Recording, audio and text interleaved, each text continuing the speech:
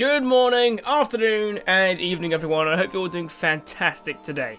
I won't go into Mandalorian yet, but some of you expressed interest in me doing some breakdowns and reaction videos. Let me know what kind of videos you would like to see in the comments. The Empire's taken over, and on its first Empire Day after 1 year of control, Ahsoka, known as Ashla, has been laying low in the Outer Rim on a planet called the Beskar. But with the Empire increasing its grip on her planet, she finds herself having to flee with a stolen ship to an even more isolated farming planet, hoping that it was so insignificant no one would think to look, and it was called Rhyada.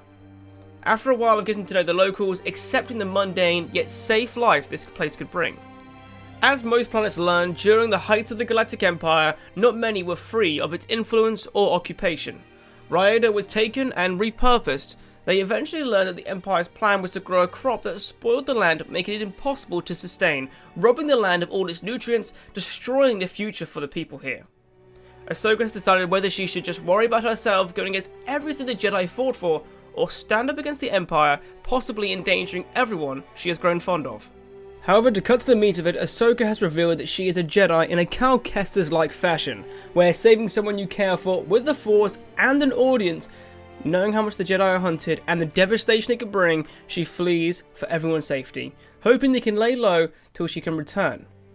After some time, Ahsoka can tell something is brewing, but doesn't want to return to Rhyada, at least not without her lightsabers, so she looks in the one place the Jedi always went to. Ilum, however, was being gutted apart by mining ships. Seems like something the Empire was planning requires kyber crystals. I wonder what. So instead of taking on mining ships, she meditates, reaching for the crystals on the planet below. She followed their structure, ordered and regular, searching for other sources in the galaxy as well. She knew there must be more crystals somewhere. Master Yoda never said as much, but he certainly hinted at it. 3 light years away, she heard it, the familiar song that was hers alone.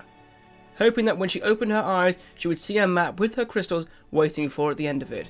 She opened her eyes and saw the planet that was her destination. No, not a planet. A moon. Rhyada.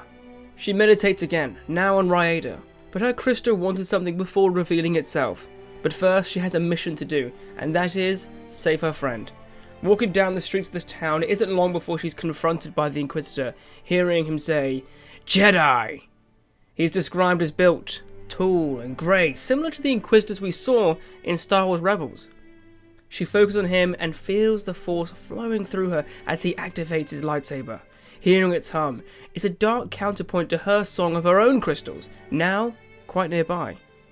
After a fight, she knows what to do, using her training, seeing his weakness and reaching out for her crystal. Before he can stop himself to switch to a 2-blade style, her hand lands gently on the hilt. With the Force at her side, the hilt cracks at her touch.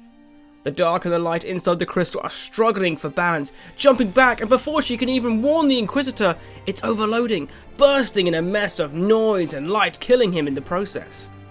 She closes his visor, then sifts through the wreckage of his saber, getting the crystals and puts them into a hilt of her own. Lacking some pieces, but luckily his saber had some salvageable parts.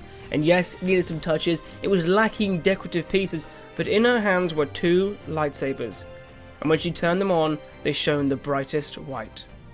What do you guys think? The fact that Sith Inquisitor has dominated this kyber crystal to his will, making it bleed red. Meanwhile, it's still looking for its true master. And instead of having the ice case of Ilum as its challenge or rite of passage, it required her to connect with the Force and take down the Inquisitor. Something I want to know is will there be others who wield white lightsabers, who may go under a similar experience as Ahsoka?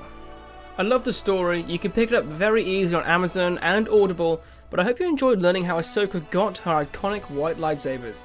The story goes much more into her acceptance of who she is and her place in the galaxy, as tenuous as it is with the rise of the Empire. Thank you so much for watching the video, and remember, the Force will be with you, always.